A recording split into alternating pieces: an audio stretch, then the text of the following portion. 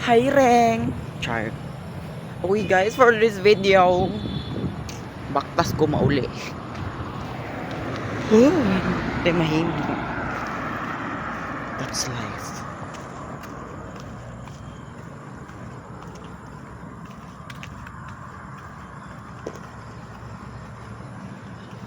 Actually, time na to karon is it's already 11. Biin ako ayuyot. Kahit naglaba pa ako dito sa downtown. And then nag-rent ako sa akong kwarta. Ako kay kong expenses for after 2 weeks. Nag-expenses ko og 700 plus. So I don't know how to manage my money. Dili na madugay mabankrupt jud ko na po yung mga barigan. Mabutang pa. But is it okay?